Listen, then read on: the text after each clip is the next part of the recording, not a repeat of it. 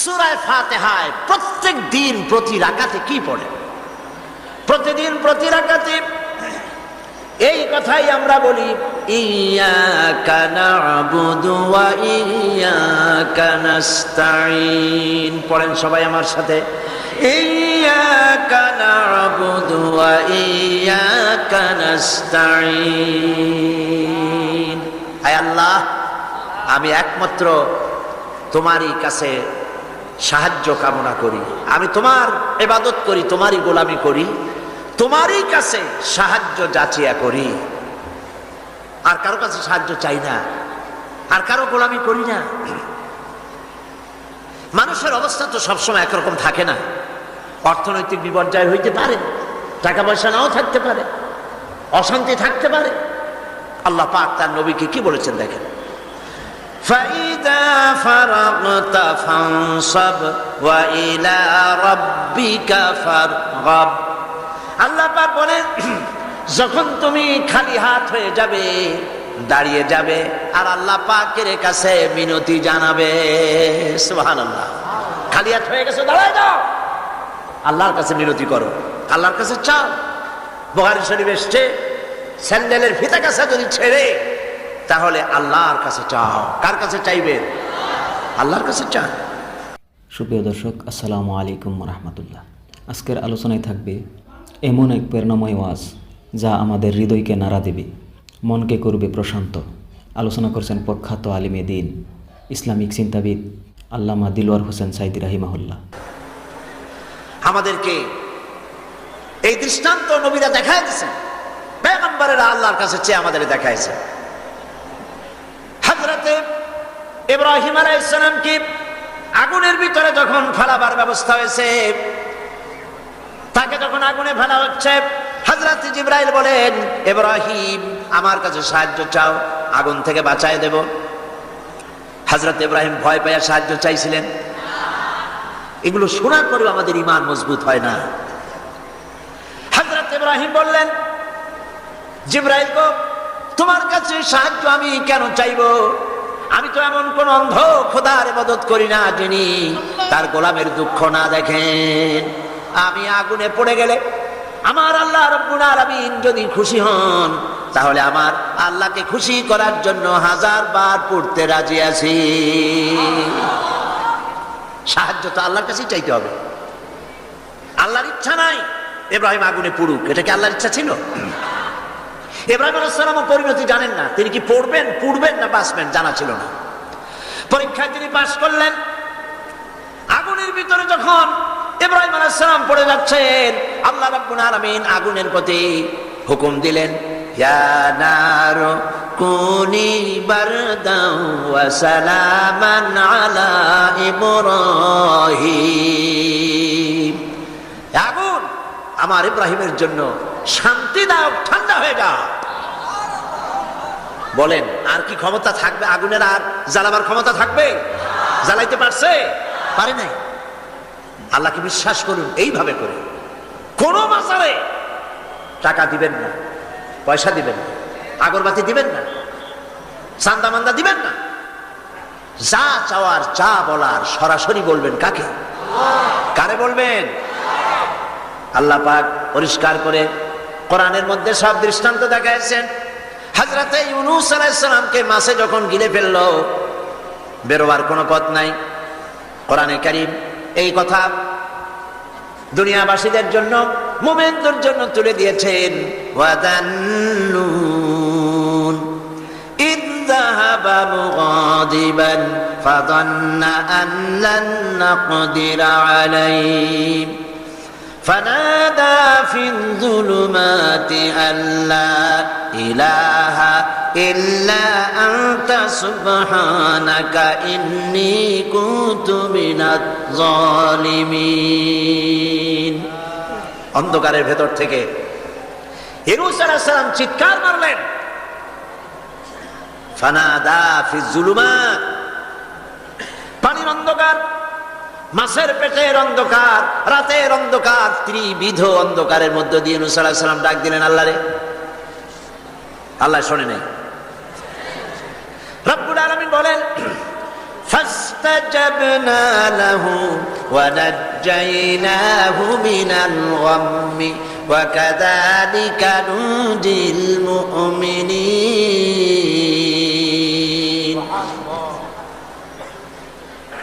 আল্লাহ রাব্বুল আলামিন বলেন, আমি ইউনূসের ডাক শুনলাম আর ডাকের জবাব দিয়া দিলাম।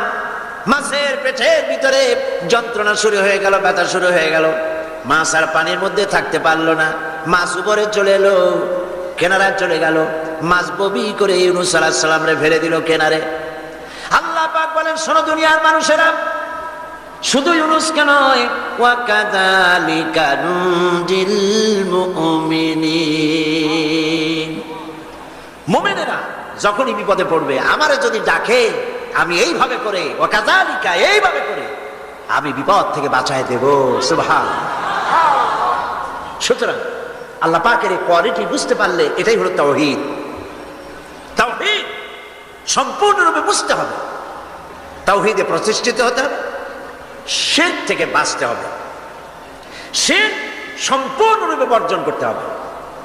এখন শিরকটা কি? শিরক হলো অংশ। এটা শরীক দিয়ে বললে বুঝতে ভালো, শরীক। আর এই শিরক হচ্ছে মিথ্যা, জুলম, বড় গুনাহ। যারাই আল্লাহর সাথে শরীক করে তারা বড় রকমের গুনাহ করে। আমি এই দৃষ্টান্তটা বুঝাবার জন্য এরকম দৃষ্টান্ত দেই। শরীকদারি ব্যবসার সাথে, শিরক পার্টনার, শরীক। আল্লাহ পাকের কোন পার্টনারের দরকার আছে? আর যারা জবাব দিলেন না, আল্লাহ পাকের পার্টনারের কোনো প্রয়োজন আছে? পার্টনারের প্রয়োজন হয় কেন? ধরেন ব্যবসা করবে কেউ, তো ব্যবসা করতে গেলে, পার্টনারশিপ বিজনেস করতে গেলে অভাবের কারণেই পার্টনার খোঁজে। পুঁজি আছে, যা সেই টাকা দিয়ে ব্যবসা চলবে না, একজন পার্টনার লাগবে পুঁজিওয়ালা। পুঁজির অভাবে মানুষ পার্টনার খোঁজে। আবার পুঁজি আছে কিন্তু বুদ্ধি নাই, লাইসেন্স নাই। বুদ্ধিওয়ালা লাইসেন্সওয়ালা একটা লোক পার্টনার হিসাবে নিতে চেষ্টা করে পার্টনারশিপ বিজনেসে। 3 নম্বরে পুঁজিও আছে, বুদ্ধিও আছে, লাইসেন্সও আছে, কিন্তু বয়সটা এমন যে এই বয়সে ব্যবসা করার মতো বয়স নাই, স্বাস্থ্যটা খারাপ। এই 3টা কারণে মানুষেরা পার্টনারশিপ বিজনেস করে। এখন আল্লাহর সাথে শরীক করলে আল্লাহ সহ্য করেন না, কারণ হলো আল্লাহর তো এই 3 অভাবের কোনো অভাব নাই। বুঝে আসে নাই মনে হয়? আল্লাহর পুঁজির অভাব আছে? আচ্ছা, আল্লাহর পুঁজি আছে কিনা তা আল্লাহর কাছেই জিজ্ঞেস করি। কেউ যদি আল্লাহকে প্রশ্ন করে তোমার পুঁজি আছে কি নাই, এই প্রশ্ন করার আগে রব্বুল আলামিন কোরআনে কারীমের মধ্যে জবাব দিয়ে রেখেছেন, ওয়াল্লাহু গানিয়্যুন ওয়া আনতুমুল ফুকারা। আল্লাহ হচ্ছেন অভাব মুক্ত, সব কিছুর মালিক তিনি, তিনি গানি। আর তোমরা যারা পার্টনার খোঁজো, তোমরা হলো ফকিরের গোষ্ঠী, মিসকিনের গোষ্ঠী, জুমরাতুল মাসাকিন। আর আমার পুঁজির অবস্থা শোনো, আল্লাহ পাক বলছেন, মা ইনদাকুম ইয়ানফাদু ওয়া মা ইনদাল্লাহি বাক। তোমাদের পুঁজি ফুরায় যায়। গত বছর যা ছিল আস্থা নাই, 50 মণ ধান দিয়েছিলাম, খাইয়া খুইয়া সর্বনাশ করছো। ধান নাই, চাউল নাই, যা দেই সব খাইয়া শেষ করো। তোমাদের পুঁজি ফুরায় যায়। ওয়া মা ইনদাল্লাহি বাক। আর আল্লাহর পাত্র থেকে, ভাণ্ড থেকে যত দেওয়া হয় ফুরায় না, বড় থাকে। আল্লাহর কোনো পুঁজির অভাব নাই। শুধু তাই নয়, লাহু মাকালিদুস সামাওয়াতি ওয়াল আরদ। আকাশ আর জমিনের সব চাবিকাঠি হচ্ছে আল্লাহর কাছে। সম্পদের চাবি আল্লাহর কাছে। লিল্লাহি মা ফিস সামাওয়াতি ওয়া মা ফিল আরদ। আসমান এবং জমিনের সার্বভৌমত্বের একচ্ছত্র মালিক হচ্ছেন কে? আল্লাহ পাক। এই হলো পুঁজি। তাহলে আল্লাহর পুঁজির অভাব নাই। আর পুঁজির অভাব যখন নাই, তখন পার্টনারেরও কোনো প্রয়োজন নাই। এরপরে 2 নম্বরে মানুষ পার্টনার খোঁজে, জ্ঞান বুদ্ধির অভাব ঘটতে পড়ে, ব্যবসা করার মতো জ্ঞান নাই, বুদ্ধি নাই, লাইসেন্স নাই। আল্লাহর কি এরকমের অবস্থা? মহান আল্লাহ রাব্বুল আলামিন বলেন, ওয়াল্লাহু ইয়ালামু ওয়া আনতুম লা তা'লামুন। আল্লাহ সব জানেন, তোমরা জানো না কিছু, তোমরা কিচ্ছু জানো না। ওয়া মা উতীতুম মিনাল ইলমি ইল্লা কালিলা। সামান্যতম জ্ঞান দিয়েছি তোমাদেরকে, আর সমস্ত জ্ঞানের উৎস কে? কোনো জ্ঞান নাই, সামান্যতম জ্ঞান। আর এই জ্ঞান দিয়ে ওনারা হন বুদ্ধিজীবী। বিরাট বিরাট বুদ্ধি, বুদ্ধি মাথায় এত গিজ গিজ করে, বুদ্ধির গরমে মাথায় চুল থাকে না, সবসময় মাথা গরম। কি বুদ্ধি? কয়েছে দেয়ার ইজ নো গড। সব বুঝছি বলে কি বুঝছো? কয়েছে দেয়ার ইজ নো গড, স্রষ্টা নাই, আল্লাহ বলতে কেউ নাই। নাউযুবিল্লাহি মিন যালিক। এরকম শয়তান একটা মরছে, ঢাকা বিশ্ববিদ্যালয় ছিল। মরার পর সেই সময়ের প্রধানমন্ত্রী তিনি বললেন, বাংলাদেশের নাকি এই লোক মরায় খুব ক্ষতি হয়েছে। আমি বলেছি ক্ষতি কিছু হয় নাই, বরং ভালো হয়েছে, শয়তান একটা কমছে। এ মরার আগে বলেছে, আমারে কাফন দিবা না, দাফন দিবা না, গোসল করাবা না। কি করবা? তো বলে মরার পর আমারে নিয়ে মেডিকেল কলেজে দিবা, ছাত্ররা আমারে দিয়ে অপারেশন শিখবে, যাতে যাতে মানুষের অপারেশন করে উঠে রুগীরে ভালো বানাইতে পারে। মরার পর তার কথা মতো যখন মেডিকেল কলেজের দিকে লাশ নিয়ে যাওয়া হচ্ছিল, ছেলেরা বলছে, লা হাওলা ওয়ালা কুওয়াতা ইল্লা বিল্লাহ, আমরা মাপ চাই। সারা জীবন আল্লাহরে অস্বীকার করছে। ওই লোকটারে দিয়া কাটা ছেঁড়া শিখা যদি কোনো লোকের অপারেশন করি, যাও রুগী বাঁচবে, তাও বাঁচবে না, মরবে। ফিরাও শয়তান। বাডেমের মারিচুরিতে ডিপ ফ্রিজের মধ্যে এ শয়তানের লাশ এখনো আছে। লাশের অবস্থা এমন হয়েছে, যদি রাস্তা ভালাইও দেয়, কবর তো হবে না, কপালে নাই, কবর হবে না, দাফন হবে না। আল্লাহর সাথে নাফরমানি করলে কি সাজা হয় আল্লাহ দেখান। আল্লাহরে যদি মানত, গোসলটা হইতো, কাফনটা হইতো, জানাজাটা হইতো, মানুষের দোয়া করতো। কপালে নাই, কপাল করা, আল্লাহর অস্বীকার করছে বুদ্ধির ঠেলায়।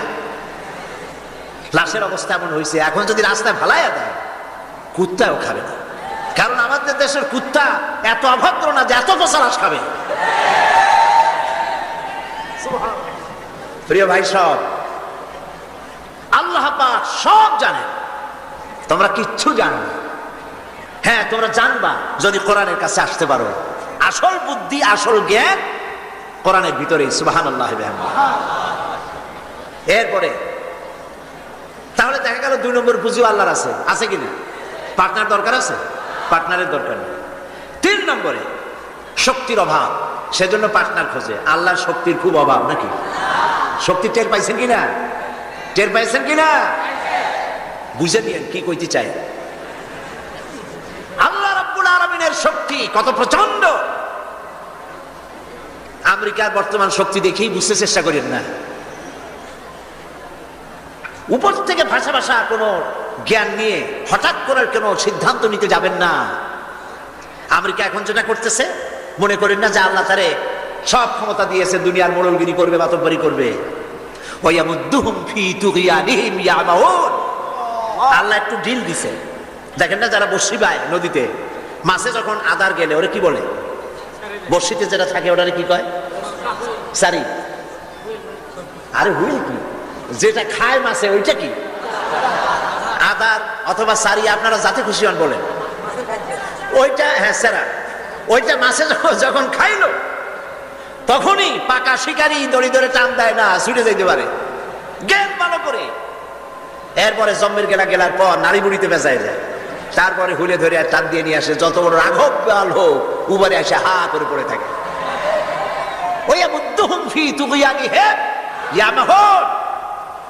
আল্লাহ পাক ঢিল দিয়ে দিছেন, হাত লম্বা করে দিছে। আফগান মারতেছে, আমেরিকা বসে হাত এত লম্বা।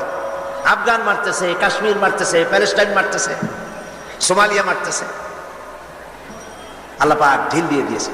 এরপরে যখন আল্লাহ ধরবে, রাশিয়া এরকম শেষ ছিল না, জনমের সাথে শেষ ছিল কিনা? আল্লাহ টাইট করছে কিনা? সুবহানাল্লাহ। বিনা যুদ্ধে চিৎপটাং, কোন যুদ্ধ লাগে নাই। কেমনে কেমনে মরা লাশের গাও দিয়া গোস্ত যেমন খুশা খুশা পড়ে, সোভিয়েত ইউনিয়ন খুশিয়া খুশিয়া কইসে আছে, আছে অস্তিত্ব? আল্লাহ পাক যখন ধরবেন, ইন্না বাতশা রাব্বিকা লাশাদীদ, আল্লাহ পাক যখন ধরবেন তার পাকড় থেকে বাঁচাইতে পারে এমন ক্ষমতা আকাশেও কারো নাই, জমিনেও কারো নাই। সেই জন্য ক্ষমতার পুরাটা মালিক হচ্ছেন কে? এই কারণেই এই দুর্বলতার, এই ত্রিবিধ দুর্বলতার কারণে মানুষের পার্টনারশিপ বিজনেস করতে হয়, পার্টনার অংশীদার খুঁজতে হয়। আল্লাহর কোনো পার্টনারের কোনো প্রয়োজন নাই, আল্লাহর কোনো পার্টনার প্রয়োজন নাই, দরকার নেই। শিরক সর্বাবস্থায় শিরক থেকে বাঁচতে হবে। মানুষ, আমাদের দেশের মানুষেরা না বুঝে সবের নিয়তি শিরক করে বসে, নাউজুবিল্লাহ বলে, সবের নিয়তে শিরক করে। হযরতে বড় পীর আব্দুল কাদের জিলানী রাহমাতুল্লাহ আলাইহির নামে কত দুরূদ যে বানাইছে, ইয়া আব্দুল কাদের জিলানী শাইয়ান লিল্লাহ, নাউজুবিল্লাহ বলবেন না? নাউজুবিল্লাহ বলবেন না? হযরত বড় পীর আব্দুল কাদের জিলানী রাহমাতুল্লাহ আলাইহি নিঃসন্দেহে আল্লাহর মাহবুব বান্দা, বড় ওলি, পীরে কামেল, মাহবুবে সুবহানী আমরা তাকে বলি। কিন্তু ইয়া আব্দুল কাদের জিলানী শাইয়ান লিল্লাহ, হে আব্দুল কাদের জিলানী আপনি আমাদেরকে কিছু দেন, সাহায্য করেন। নাউযুবিল্লাহি মিন যালিক। যারা এই যত দুরূদ পড়ে তারা জাহিল, জাহিল, জাহিল। এই ধরনের দরুদ যারা শিক্ষা দেয় তারাও জাহিল। যারা ইন্তেকাল করেছেন, মরে গিয়েছেন, তাদের কাছে কিছুই চাওয়া যাবে না, চাইতে হবে কেবলমাত্র কার কাছে? কার কাছে? এই জন্য আল্লাহ রাব্বুল আলামিন কোরআনে কারীমের মধ্যে বলেছেন, লা তুশরিক বিল্লাহ ইন্নাশ শিরকা লাযুলমুন আযীম। কথাটা আসলে হযরত লোকমান হাকিমের। তিনি তার ছেলেকে বুঝাচ্ছেন, ছেলেকে যতগুলি নসিহত তিনি করেছেন। সূরা লোকমানের তাফসীর করছিলাম না কেন, মনে আছে আপনাদের? হযরতে লোকমান হাকিম ছেলেকে যেসব নসিহত করেছিলেন, এই সব নসিহত শুধু কিতাবে কোরআনে লিখে থাকার জন্য নয়, এই নসিহতগুলি আমরাও যেন আমল করি আর আমাদের সন্তানদেরকেও যেন আমল করাই। ছেলেকে বুঝাবেন, স্ত্রীকে বুঝাবেন। আল্লাহ পাক সাফ করে বলছে, লা তুশরিক বিল্লাহ, আল্লাহর সাথে কাউকে শরীক স্থাপন করো না। ইন্নাশ শিরকা লাযুলমুন আযীম, প্রকৃতপক্ষে শিরক হচ্ছে বড় জুলম, অত্যাচার। এটা হলো জুলম। এ শব্দের ব্যাখ্যা হচ্ছে ওয়াজউস শাই ফি গায়রি মুহাল্লি, যে জিনিস যেখানে রাখা সেটা সেখানে না রেখে আরেক জায়গায় রাখার নামই হলো জুলম করা। টুপি তো মাথায় শোভা পায়, টুপি কোথায় রাখবেন? কিন্তু হাঁটুর উপরে যদি রাখেন তাহলে টুপির উপরে জুলুম করা হয়। টুপি মাথায় রাখবেন, টুপি দিয়ে যদি বাজার করে আনেন তরি তরকারি, তাহলে টুপির উপরে কি করা হবে? জুলম করা হবে। নৌকা চলে পানি দিয়া, কিন্তু রাস্তার উপরে যদি টানায় রাখেন তাহলে নৌকার উপরে কি করা হইল? জুলুম করা হইল। সোজা কথা। চশমা নাকের উপরে রাখাবার জন্য, কিন্তু চশমা যদি মাথার উপরে ফালাইতে হন তাহলে চশমার উপরে কি করা হইল? জুলুম করা হইল। যেই সব জিনিস, যেসব শক্তি আল্লাহ রাব্বুল আলামিনের, সেইগুলি মানুষের কাছে চাওয়া, অদৃশ্য কোনো কিছুর কাছে চাওয়া, এটাই হচ্ছে শিরক, এটাই হলো জুলম। এর অর্থ এই নয় যে মানুষের কাছে টাকা চাইলে সেটা শিরক হবে, মানুষের কাছে ধার চাইলে শিরক হবে, এর অর্থ কিন্তু এটা নয়।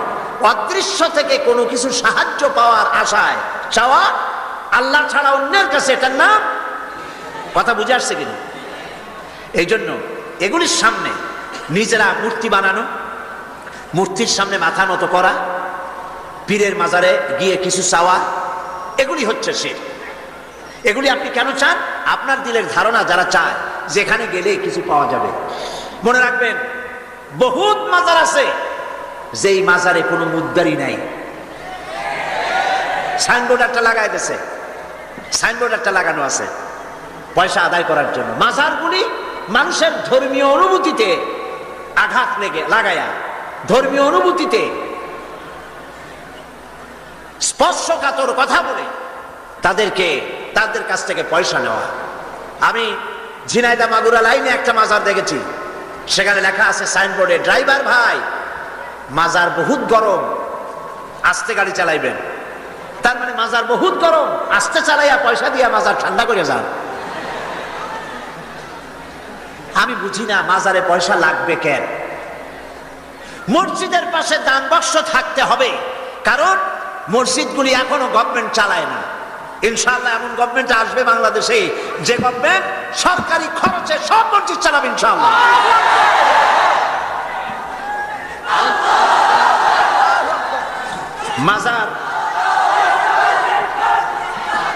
মাজারে চান্দার বাক্স কেন? মাজারে পয়সা দেব কেন? এই প্রশ্ন বুদ্ধিমানদের মাথায় আসা উচিত। কেন দেব?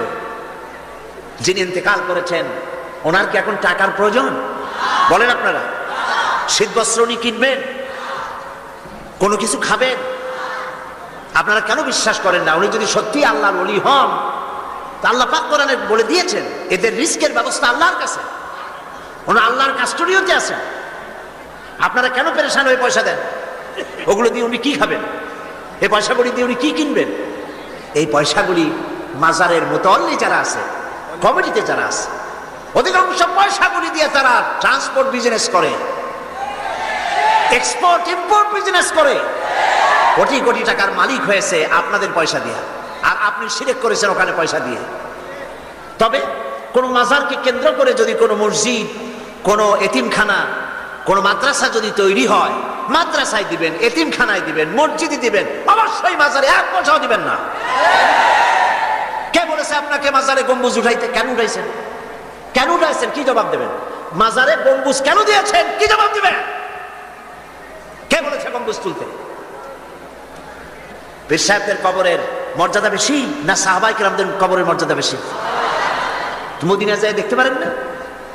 সাইয়্যিদুশ শুহাদা হযরত হামজা রাদিয়াল্লাহু তাআলা আনহু, দুনিয়ার সব ওয়ালি আলেম ওলামা যদি এক জায়গায় হয়, হযরত হামজার একখানা হাতের সমান হবে? হবে? সেই মাজারে তো কোনো গম্বুজ নাই।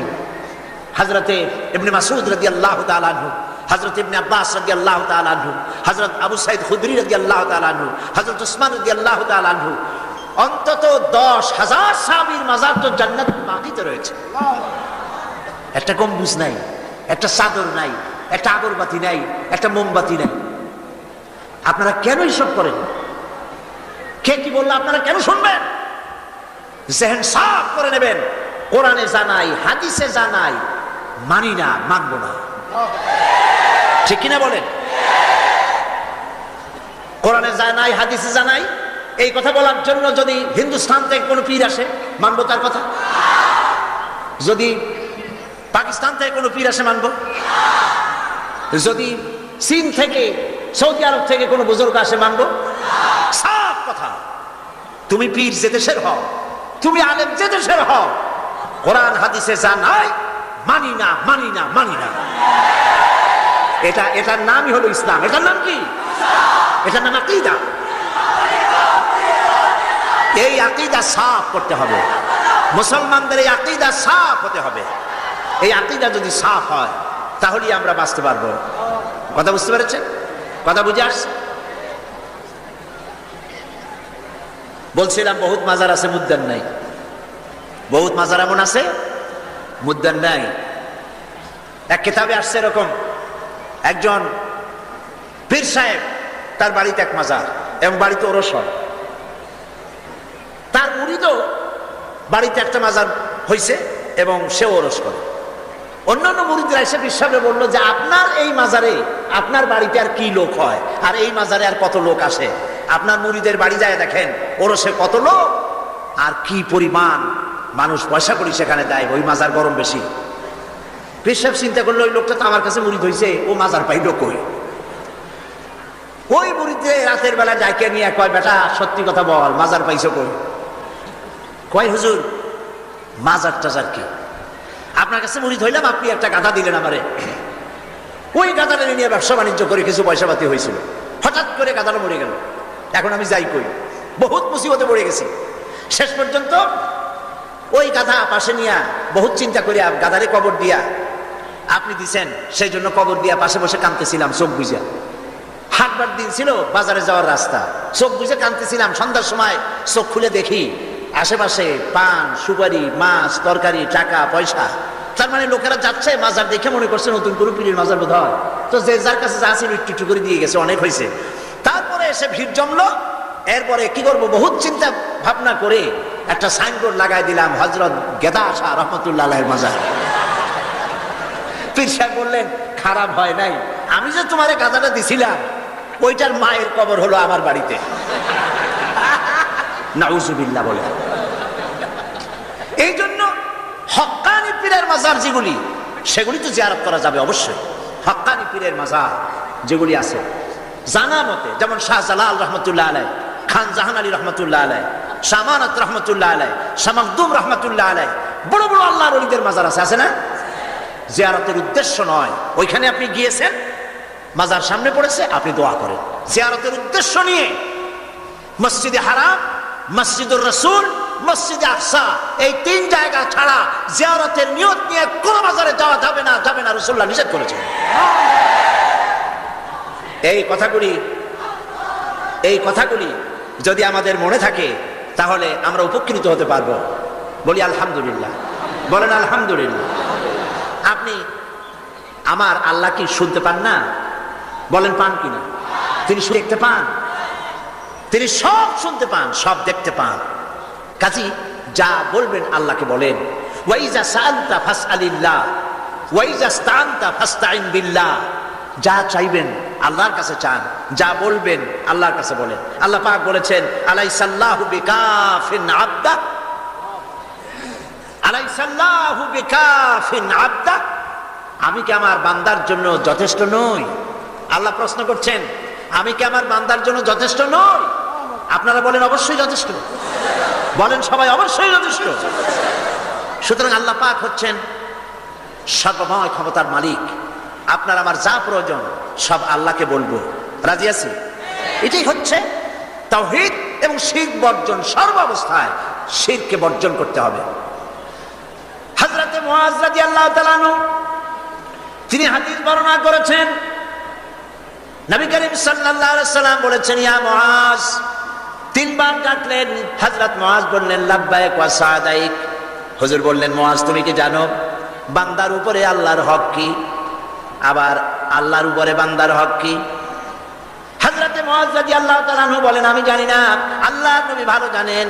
নবী করিম সাল্লাল্লাহু আলাইহি সাল্লাম বললেন, মুআজ শোনো, বান্দার উপরে আল্লাহর হক হচ্ছে, বান্দার উপরে আল্লাহর পাওনা, আল্লাহর দাবি, আল্লাহর হক হচ্ছে যে বান্দা আল্লাহর সাথে তার ইবাদতের মধ্যে কাউকে শরীক করবে না।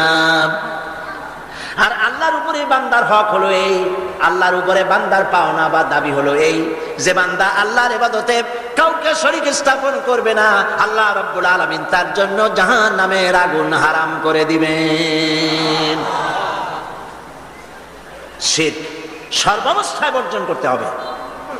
এবং এই জন্যে শিরক হচ্ছে একটা বোমার মতো।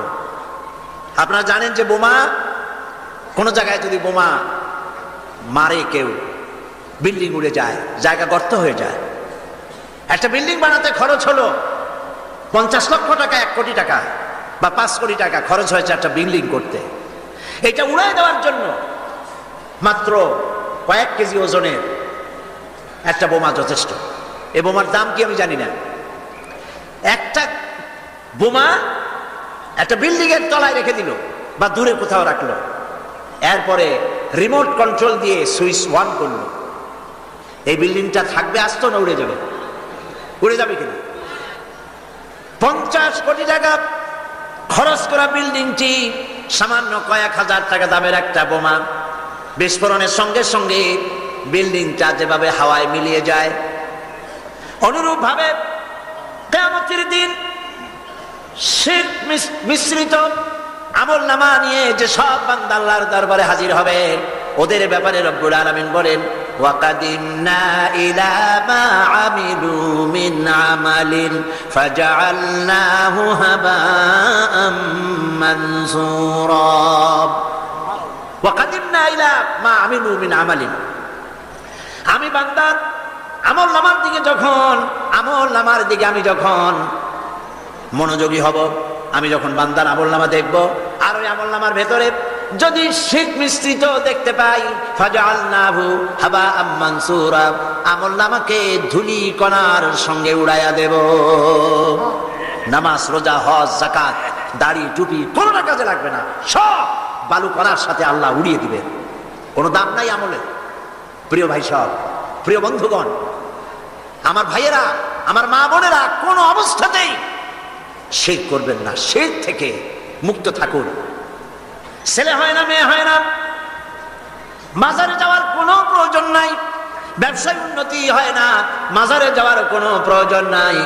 মসজিদে যান, কাজায় হাজার 2 রাকাত নামাজ পড়েন, সেজদা করে রব্বুল আলামিনকে বলেন, নামাজ আদায় করে চোখের পানি ফেলে আল্লাহকে বলেন। আল্লাহ পাকের নবী বলেছেন, বান্দার 2টা জিনিস আল্লাহর কাছে খুবই প্রিয়, 2টা ফোঁটা। একটি ফোঁটা হলো জিহাদের ময়দানে যে রক্ত ফোঁটা পড়ে, আর আল্লাহর ভয়েতে চোখের যে পানি ফোঁটা পড়ে, এই 2টি ফোঁটা আল্লাহর কাছে বহুত প্রিয়। নবীজি আরো বলেছেন, বান্দা যখন কান্দে গুনাহ মাফির জন্য, অভাব অভিযোগের জন্য বান্দা যখন কান্দে, তার চোখের পানি নাকের অগ্রম, নাকের আধা দি আসতে পারে না, তার মধ্যে রব্বুল আলামিন তাকে ক্ষমা করে দেন। আমরা যেন আল্লাহর কাছে চাইতে শিখি, বলেন আমিন। আল্লাহ রাব্বুল আলামিনের কাছে আমাদের যা প্রয়োজন, গায়ব থেকে সাহায্য পাওয়ার জন্য যা প্রয়োজন, কাকে বলবো? আল্লাহ পাককে বলবো। ঈমানকে সালিট করতে হবে।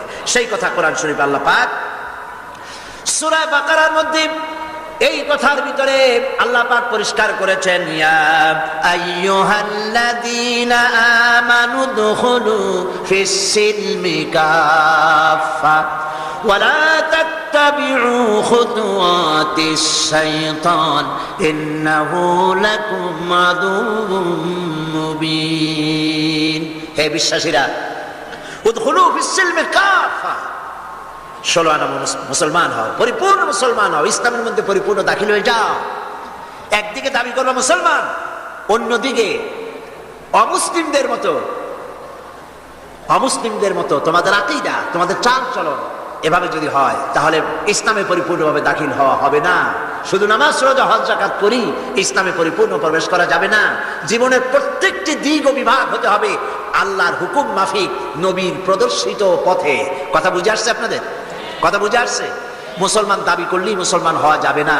জীবনের প্রত্যেকটি ক্ষেত্র ইসলামের মধ্যে ঢুকাইতে হবে, অর্থাৎ ইসলাম অনুযায়ী আমার জীবন পরিচালিত করতে হবে। আমি যেটাই করব আমি খুঁজবো এর মধ্যে আল্লাহর রেজামন্দি আছে কিনা, আমার নবীর রেজামন্দি আছে কিনা। আল্লাহ রসুলের অনুমতি ব্যতি রেখে, তাদের আনুগত্য ব্যতি রেখে আমরা অন্য কোনোটাই করতে পারি না। আল্লাহ পাক এই কথাগুলি আমাদেরকে বোঝার তৌফিক দান করুন, বলি আমিন।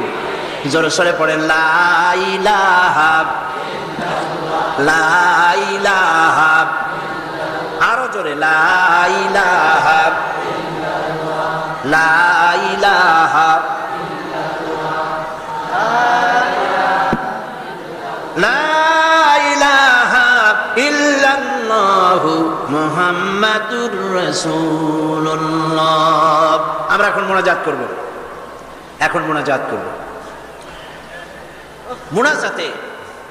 মোনাজাত আর দোয়া ও মুখুল ইবাদা। দোয়া হচ্ছে ইবাদতের মগজ। আল্লাহর কাছে আমরা আমাদের আরতি জানাবো, মোনাজাত করব, সেই দোয়ায় আমরা শামিল হব, আর বা জামাতে শান নামাজ পড়বো। এত বড় জামাত এখন কি চট্টগ্রামের কোন মসজিদে পাওয়া যাবে? আর এটা কি সম্ভব, এত বড় জামাত হওয়া? আমরা জামাতে নামাজ আদায় করব। আল্লাহ যেন তৌফিক দেন, বলেন আমিন। মোনাজাতের পর আজান হবে, বা জামাত নামাজ হবে, নামাজে আপনারা শরীক হবেন। আজকেও 2 জন অমুসলিম ইসলাম কবুল করার জন্য এসেছেন। তাদেরকে উৎসাহ দেন, তাদের জন্য দোয়া করেন, আল্লাহ পাক যেন তাদেরকে কবুল করেন, বলেন আমিন। আপনাদের ভিতর থেকে যারা দাঁড়ায়, আপনারা নিজেরা তাদেরকে বসায় দেন। একই আশ্চর্য কথা। 2 জন অমুসলিম, একজনের নাম সুনীল রায়, পিতা মৃত রজনী রায়, বাড়ি কাটিরহাট, হাটহাজারী, চট্টগ্রাম। আর একজনের নাম অসীম বড়ুয়া, পিতা কল্যাণ মিত্র বড়ুয়া, গ্রাম হোয়ারাপাড়া, হ্যাঁ, রাউজান, চট্টগ্রাম। এই দুইজন, প্রথম জন সুনীল রায়, তার নাম পছন্দ করেছে মোহাম্মদ খলিলুর রহমান। দ্বিতীয় জন তার নাম পছন্দ করেছেন মোহাম্মদ মাসুম বিল্লাহ। এই দুজন এখন ইসলাম কবুল করছেন। কই আর একজন কই? ও মাশাআল্লাহ, কাছে আসো, একটু জোরে জোরে পড়তে হবে। লা ইলাহা ইল্লাল্লাহু মুহাম্মাদুর রাসূলুল্লাহ। আল্লাহ ছাড়া কোনো ইলাহ নাই, উপাস্য নাই। মুহাম্মদ সাল্লাল্লাহু আলাইহি ওয়াসাল্লাম আল্লাহ প্রেরিত রাসূল। আশহাদু আন লা ইলাহা ইল্লাল্লাহু ওয়াহদাহু লা শারীকা লাহু ওয়া আশহাদু আন্না মুহাম্মাদান আবদুহু ওয়া রাসূলুহু। আমি সাক্ষ্য দিচ্ছি আল্লাহ ছাড়া কোনো ইলাহ নাই, কোন উপাস্য নাই। তিনি এক, তিনি একক, তার কোনো অংশীদার নাই। আমি আরো সাক্ষ্য দিচ্ছি মুহাম্মদ সাল্লাল্লাহু আলাইহি ওয়াসাল্লাম আল্লাহ বান্দা এবং তার প্রেরিত রাসূল। বল আসসালামু আলাইকুম। সবাই বলেন ওয়ালাইকুম আসসালাম। আমরা না, আর বলতে হবে না, আমরা এই দুইজন নতুন মুসলমান আমাদের ভাই, বলেন আলহামদুলিল্লাহ। আল্লাহ যেন তাদের ইসলামী জীবন যাপনের, সুন্দরভাবে ইসলামী জীবন যাপনের তৌফিক দেন, বলেন আমিন। এবং ইসলাম কবুল করার কারণে কোনো অসুবিধা, ঘটনা, দুর্ঘটনা, নানান রকমের অসুবিধা থেকে আল্লাহ পাক যেন তাদেরকে হেফাজতে রাখেন এবং আল্লাহ পাক যেন তাদেরকে খাঁটি মুমিনে পরিণত করে দেন। ইসলাম কবুল করার কারণে এই বিশাল লাখো জনতার পক্ষ থেকে আমি তাদেরকে আলিঙ্গন করছি।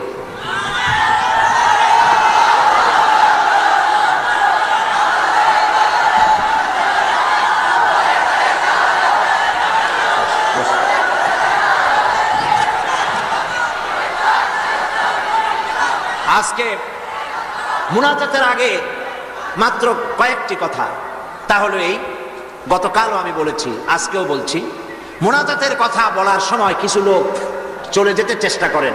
এটা ঠিক না, মুনাজাত করেই যাবেন, এটি মনে রাখবেন আপনারা, মেহেরবানি করে মনে থাকবে তো। তারপরে কথা হচ্ছে, গতকালও বলেছি, প্রত্যেক দিন আপনারা পকেটে করে টাকা নিয়ে আসবেন। তাফসিরের মাহফিল জীবনের শ্রেষ্ঠ সম্পদ মনে করবেন এবং একটা বাজেট রাখবেন তাফসিরের মাহফিলের জন্য। আমি গতকাল বলেছি, হযরত মাওলানা শামসুদ্দিন সাহেব খুব পেরেশানিতে আছেন তার সমস্ত লোকজন নিয়ে, যেহেতু অন্তত 20 না 25 লক্ষ টাকা, কত 22 লক্ষ 60 হাজার, প্রায় ধরুন 23 লক্ষ টাকা তাদের বাজেট। তো এই টাকা, আমার বিশ্বাস, আমার অন্তরের অন্তঃস্থল থেকে বিশ্বাস, এই টাকা যা বাজেট আছে তার থেকে বেশি হবে ইনশাআল্লাহ। আল্লাহ দিবে, বলেন আমিন। তা আপনারা মেহেরবানি করে টাকা নিয়ে আসবেন, বাড়ি থেকে প্রতিদিন আনবেন এবং প্রত্যেক দিন এই বাক্স রাখা আছে না, সব জায়গায় বাক্স আছে, চাদর আছে, আল্লাহর হস্তে আমার মায়েরা, আমার বোনেরা, আপনারা সবাই মিলে টাকা দিয়ে যাবেন। মা বোনদের জন্য আমার শারীরিক কারণে আলাদা কোনো প্রোগ্রাম করতে পারবো না এবার, তবে তাদের জন্য আলাদা আমি একটা দিন আলাদা বক্তব্য রাখবো ইনশাআল্লাহ। এই মাহফিলেই মা বোনদের জন্য আলাদা বক্তব্য রাখবো ইনশাআল্লাহ, বলি ইনশাআল্লাহ। মা বোনেরা, ভাইয়েরা, সবাই মিলে এই মাহফিলের জন্য প্রচুর পরিমাণ টাকা আপনার পক্ষে যা সম্ভব আপনি দিবেন, বন্ধুদের কাছ থেকে আদায় করে দিবেন। আল্লাহ যেন তৌফিক দেন, বলেন আমিন। এরপরে গতকাল বলেছিলাম, ঢাকা থেকে এবং চট্টগ্রামের পুস্তক ব্যবসায়ীরা লক্ষ লক্ষ টাকা পুঁজি ইনভেস্ট করে এই চট্টগ্রাম তাফসীর মাহফিলে বিক্রয়ের আশায়। আর এই বইপত্রগুলি সব আপনাদের ঈমান বৃদ্ধির কাজে লাগবে, বলেন আমিন। বহুত বই আছে এখানে, বই অনেক। বৃহস্পতিবার সকাল 10টা থেকে শুধু মহিলাদের জন্য আমাদের বলবো। তো এই বইয়ের, ইসলামী বই মানুষকে ঠকায় না। নাস্তিকদের লেখা বই পড়লে ঈমান নষ্ট হয়, কিন্তু আলেমদের লেখা, ওলামাদের লেখা বই পড়লে ঈমান বৃদ্ধি পায়, বলেন আলহামদুলিল্লাহ। কারণ তারা কোরআন হাদিস দিয়েই বই লেখেন, কোরআন হাদিসের বই দিয়ে স্টলগুলি ভরা। আমি গতকাল বলেছি, এত বড় বই মেলা বাংলাদেশের কোথাও নাই, ইসলামী বইয়ের এত বড় মেলা বাংলাদেশে হয় না। আপনারা মেহেরবানি করে যাওয়ার সময় স্টলগুলিতে যাবেন এবং বইপত্র কিনবেন। ফাতিহাতুল কিতাব, সূরা ফাতিহা ছাড়া নামাজ হয় না। এই সূরায় এমন কি আছে যা না পড়লে নামাজ হবে না? সেই জন্য সূরা ফাতিহার তাফসীর আমি যেটা করেছিলাম এবং সম্পাদনা করেছি, লিখেছি, যারা সেবেছে তারা নাম রেখেছে তাফসিরে সাঈদী। সূরা ফাতিহার তাফসীর বাংলা ভাষায় সূরা ফাতিহার উপরে সর্ববৃহৎ কিতাব, 780 পৃষ্ঠার এই কিতাবখানা প্রত্যেক দোকানে পাওয়া যাবে।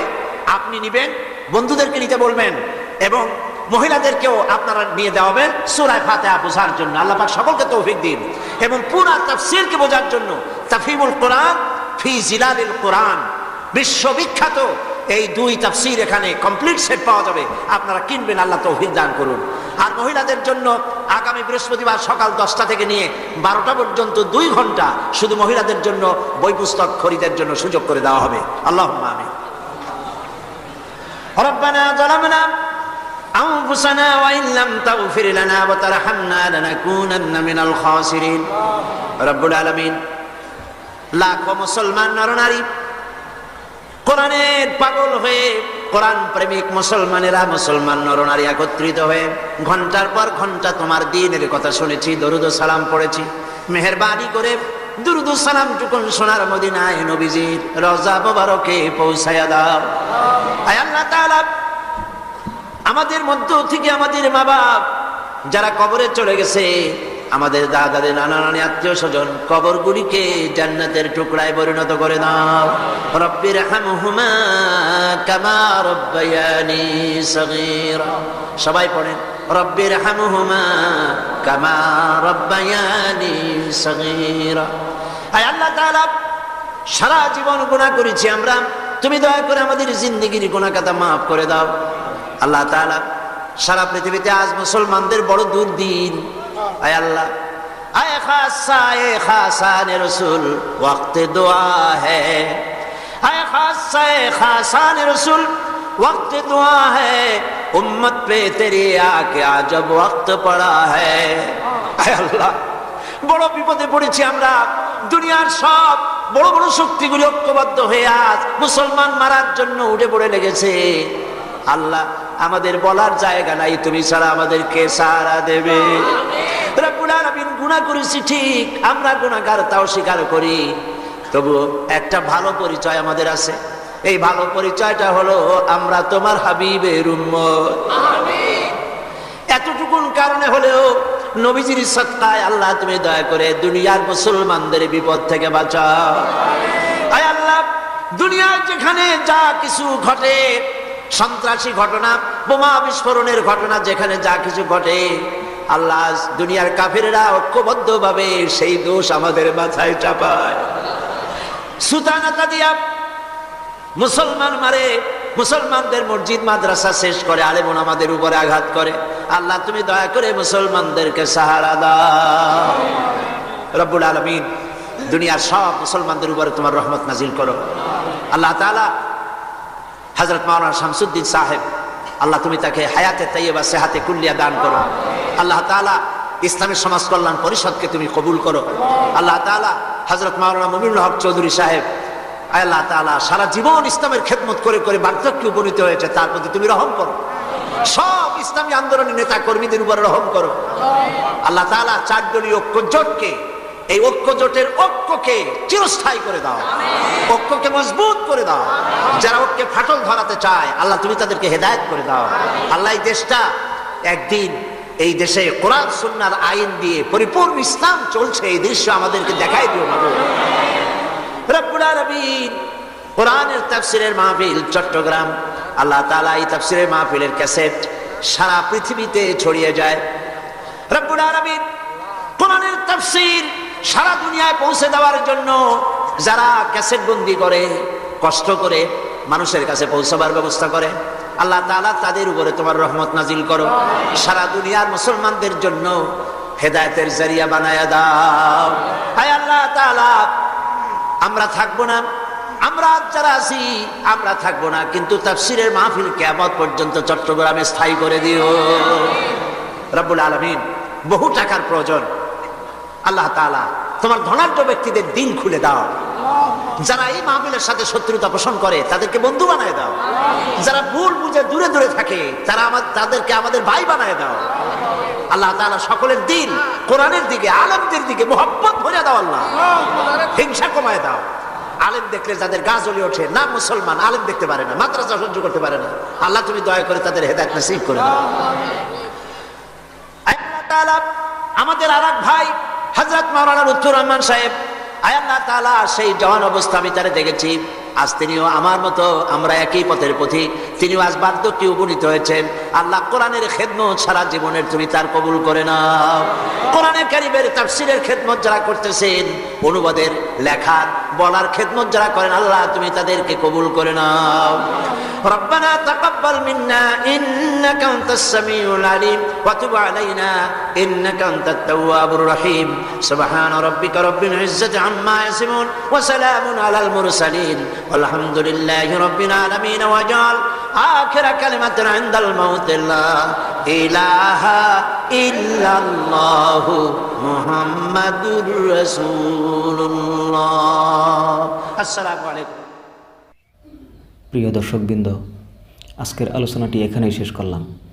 আশা করি আপনাদের হৃদয়ে স্পর্শ করেছে এই ওয়াজটি। নিয়মিত এমন আলোচনা পেতে আমাদের সাথেই থাকুন। আল্লাহ হাফেজ। আসসালামু আলাইকুম ওয়া রাহমাতুল্লাহ।